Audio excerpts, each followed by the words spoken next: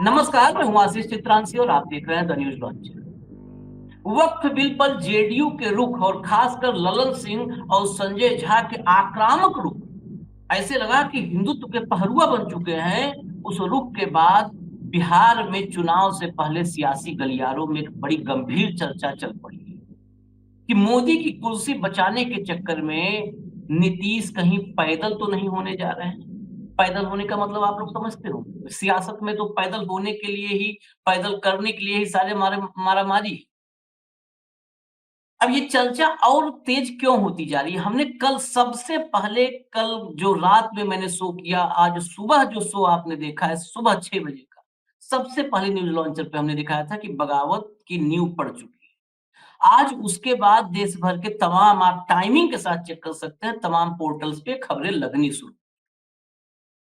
और शाम होते-होते जो हमने कल रात और आज सुबह दिखाया था, वो धरातल पर उतरने लगा। जनता दल यूनाइटेड के एक बड़े मुस्लिम नेता ने इस्तीफा लिखा और नीतीश कुमार के नाम से लिखा है इस्तीफा। बड़ी बात ये है, नहीं संजय झा वगैरह के नाम से नहीं, नीतीश कुमार के नाम से इस्तीफा लिख करके भेज दिया। ये इस्तीफा देखते ही देखते देश भर में वायरल। मैं पहले इस्तीफा पढ़ देता हूँ, इस्तीफे के शब्द बड़े महत्वपूर्ण होते हैं। फिर मैं बताऊंगा कि अभी ये एक इस्तीफा शुरू हुआ है। शुरुआत होती है ना, एक ही आदमी आगे आता है। अभी सीरिया से जो असद की सरकार उखड़ी और रसिया भागना पड़ा, बड़े मुश्किल से जान बची। एक 14 साल के बच्चे ने दीवार पर एक नारा लिखा था, 12 साल, वक्त तो लगा 12 साल, लेकिन 12 साल पहले दीवार पर एक नारा लिखा था 14 साल के एक बच्चे ने। 12 साल बाद उस सरकार को खाली करना पड़ा, सीरिया की सत्ता को, और राष्ट्रपति जो तानाशाह के रूप में बैठा था असद, उसको सीरिया छोड़ के भागना पड़ा। तो अब यहाँ भागने की, छिपने की बात तो मैं नहीं कर रहा हूँ, कौन भाग रहा है, कौन छिप रहा है, कौन भागेगा, कौन छिपेगा। लेकिन इस्तीफे के शब्द, इसीलिए मैंने एग्जाम्पल किया, इस्तीफे के शब्द बड़े महत्वपूर्ण होते हैं। जरा कंट्रोल रूम इस्तीफा प्ले करिए, मैं एक-एक शब्द जब पढ़ देता हूँ कि क्या लिखा है इस इस्तीफे। इस्तीफा नीतीश कुमार के नाम से है और लिखते हैं, हम परिचय भी देंगे लिखने वाले का, फोटो आपके सामने है। हम जैसे लाखों करोड़ों भारतीय मुसलमानों का अटूट विश्वास था कि आप विशुद्ध रूप से सेकुलर विचारधारा के ध्वजवाहक हैं। ये नीतीश कुमार को लिख रहे हैं कि हम जैसे लाखों करोड़ों भारतीय मुसलमानों का अटूट विश्वास था कि आप विशुद्ध रूप से सेकुलर विचारधारा के ध्वजवाहक हैं, लेकिन अब यह यकीन टूट गया है। वक्फ बिल संशोधन अधिनियम 2024 के ताल्लुक से जनता दल यूनाइटेड के स्टैंड से हम जैसे लाखों करोड़ों समर्पित भारतीय मुसलमानों एवं कार्यकर्ताओं को गहरा आघात लगा है। हम लोग लोकसभा में श्री ललन सिंह ने जिस तेवर और अंदाज में अपना वक्तव्य दिया और इस बिल का समर्थन किया, उससे काफ़ी मर्माहत हैं। वक्फ बिल हम भारतीय मुसलमानों के विरुद्ध है, हम किसी भी सूरत में इसे स्वीकार नहीं कर सकते। यह बिल संविधान के कई मौलिक अधिकारों का हनन करता है। इस बिल के माध्यम से भारतीय मुसलमानों को जलील और रुसवा किया जा रहा है। साथ ही यह बिल पसमानदा विरोधी भी है, जिसका एहसास ना आपको है, ना आपकी पार्टी को। मुझे अफ़सोस हो रहा है कि अपनी ज़िंदगी के कई वर्ष पार्टी को मैंने दिया, अतः मैं पार्टी के प्राथमिक सदस्य एवं अन्य ज़िम्मेदारियों से स्वेच्छा से त्यागपत्र दे रहा हूँ। ये जो साहब हैं, इनका नाम है डॉक्टर कासिम अंसारी।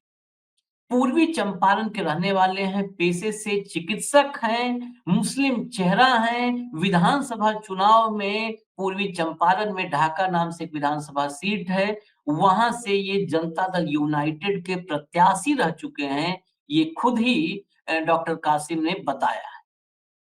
इनके दर्द को समझते हुए आपने एक नाम सुना होगा, ललन सिंह। कल ही सबसे पहले ललन सिंह पर भी हमने शो किया।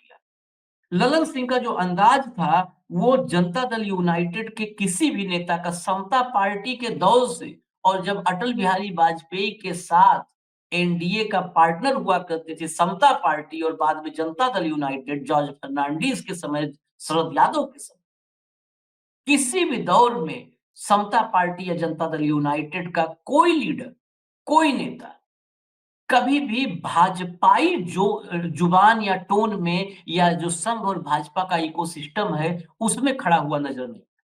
सरकार में साथ रहते हुए भी अपनी सेकुलर इमेज को कहीं न कहीं बचा करके रखते हुए नज़र आए, सहेजते और संजोते नज़र आए।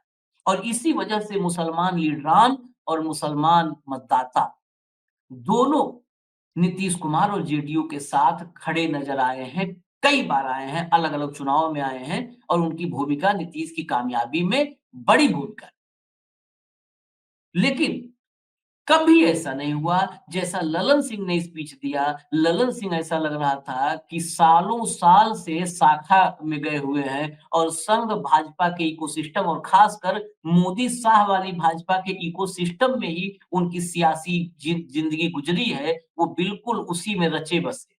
जिस अंदाज में, वह बात देखिए, एक एक सिर्फ मैं बड़े लीडर के रूप में या कासिम अंसारी मुस्लिम नेता है उसके रूप में नहीं कर रहा हूँ। एक सामान्य ये चिट्ठी आज लिखी गई। हमने जब ये चिट्ठी लिखी गई है, उसके बहुत पहले हमने शो किया था और ललन सिंह के जो है के भाषण के अंदाज को, उनकी शब्दावलियों को हमने बार-बार अंडरलाइन किया था कि वो पूरी तरह भाजपाई इकोसिस्टम में ढल चुके हैं। अब वो नीतीश कुमार के नहीं रहे हैं, यह आप एक नहीं 1000 बार लिख लीजिए। ये दावा मैं निजी गलत हो सकता हूँ, मैं वो खेला-खेली वाली बात नहीं मैं करता। लेकिन अब वो नीतीश कुमार के सांसद नहीं रहे हैं, वो नीतीश कुमार के प्रति उनकी आस्था नहीं रही है। पार्टी में भले ही अभी उनके सामने लिखा जाए सांसद जेडीयू।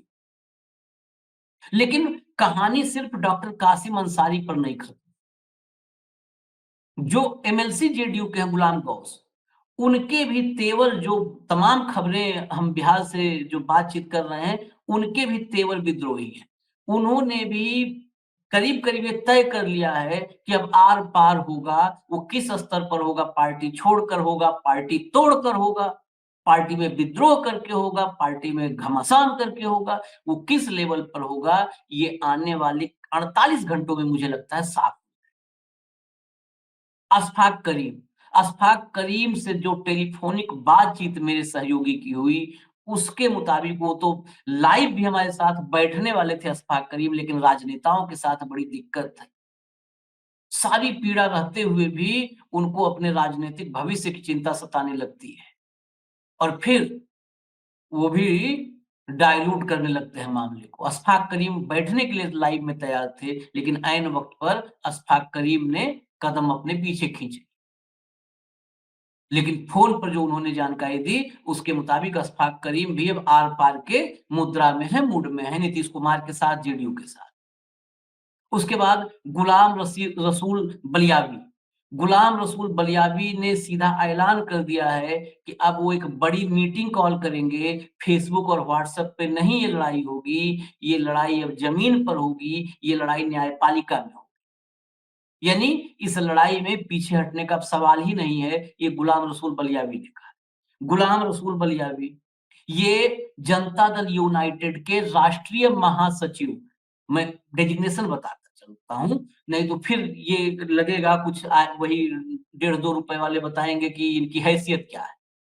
अब हैसियत अगर इनकी कोई नहीं है, इनकी हैसियत शून्य है, तो फिर नीतीश कुमार की भी हैसियत पर सवाल उठाना पड़ेगा, कि शून्य हैसियत वालों को उन्होंने राष्ट्रीय महासचिव बना दिया। राष्ट्रीय महासचिव समझते हैं ना? भारतीय जनता पार्टी में जो राष्ट्रीय महासचिव होता है, वो कहीं भी चिराग जला देता है। बिना तेल के, बिना बत्ती के चिराग जला देता है। इतना ताकतवर पोस्ट होता है किसी भी पार्टी में राष्ट्रीय महासचिव। केसी वेणुगोपाल कांग्रेस में राष्ट्रीय महासचिव ही हैं, अकेले पूरी कांग्रेस पे भारी पड़ रहे हैं। भारतीय जनता पार्टी के राष्ट्रीय महासचिवों की तो लंबी फेहरिस्त है। संगठन का राष्ट्रीय महासचिव बीएल संतोष हैं, वही हर स्टेट में जाते हैं मैनेज कर। समाजवादी पार्टी में राम गोपाल यादव हैं, प्रोफेसर साहब राष्ट्रीय महासचिव। देखते ही उनका जलवा जलाना। तो राष्ट्रीय महासचिव गुलाम रसूल बलियावी, ये जनता दल यूनाइटेड के राष्ट्रीय महासचिव। राष्ट्रीय महासचिव ही खुलेआम कह रहा है कि हम मीटिंग बुलाएँगे, अब ये लड़ाई व्हाट्सएप और फेसबुक के वॉल पर नहीं होगी, ये लड़ाई सड़क और न्यायपालिका में। और पार्टी छोड़ने पर, तोड़ने पर उनका ही फैसला। 48 घंटा उन्होंने भी कहा है कि एक 24 घंटे लगेगा पूरा का पूरा पढ़ने में बिल। अब वो बिल पढ़ते-पढ़ते उनका भी कहीं उनकी आत्मा जाग गई तो बात अलग है, नहीं तो उन्होंने भी ललकार दिया है। ये पूर्व प्रत्याशी हैं। अशफाक करीम जिनके बारे में मैं चर्चा कर रहा हूँ, वो राज्यसभा के पूर्व सांसद हैं, लालू यादव के भी बड़े करीबी हुआ करते थे, राजद में हुआ करते थे, राजद छोड़ करके जब वो आए जनता दल यूनाइटेड में, तो समझिए नीतीश कुमार के लिए कितने महत्वपूर्ण थे कि नीतीश कुमार से वो कभी भी मुलाकात कर लेते थे। और यहाँ तक उन्होंने कहा कि मैं मुसलमानों को एनडीए से जोड़ने के लिए जेडीयू में आ मुख्य धारा में लाएँगे, मुसलमानों भला होगा। आज वही अशफाक करीम सदमे में हैं। वो 1 अप्रैल तक कह रहे थे कि आधी रात को नीतीश कुमार बड़ा फैसला कर सकते हैं, ये बिल रोक सकते हैं। और गुहार लगाते रहे कि नीतीश जी इस बिल को रोक दीजिए, इस बिल के खिलाफ उतर जाइए, इस बिल को पास मत होने दीजिए, इस बिल को वापस करवा दीजिए। कुछ नहीं हुआ। गुलाम गौस की बात करें, वो वर्तमान में एमएलसी हैं। यानी उच्च सदन में जो जो है राज्य में उच्च सदन में बैठे हुए हैं। स्टार प्रचारक मुस्लिम क्षेत्रों में बना के भेजे जाते हैं। तो ये जो फ़हरिस्त है, ये कोई भी इसमें वर्तमान एमएलसी हैं, इसमें लालू यादव के करीबी रहे नीतीश कुमार के सेनापति अशफाक करीम हैं, इसमें राष्ट्रीय महासचिव जनता दल यूनाइटेड के हैं, ये सब के सब कतार में हैं और ये संख्या बड़े नेताओं की संख्या मैं बता रहा हूँ जिनकी अभी अभी कुछ नाम मैं खोलूँगा नहीं, ये संख्या आधा दर्जन से ऊपर है। और तमाम छोटे-मोटे कार्यकर्ता और नेतागण जोड़ देंगे, तो ये संख्या सैकड़ों में जा सकती है, सैकड़ों में जा सकती है। फिलहाल मुझे इजाज़त दीजिए, जेडीयू की और नीतीश कुमार की दशा और दिशा दोनों देखते रहिए आप लोग देख ही चुके हैं संसद में। गुलाम रसूल बलियावी ने तो यहाँ तक कह दिया कि सकल सब नंगे हो गए, तो सब नंगे कौन हुए? बिहार से तो एक ही आदमी का स्टैंड चेंज हुआ, यानी वही नंगा हुआ। नीतीश कुमार की तरफ उनका इशारा था। खैर, देखिए दिशा-दशा हालत हालात सब पर नज़र रखिए, मुझे इजाज़त दीजिए आप। नमस्कार।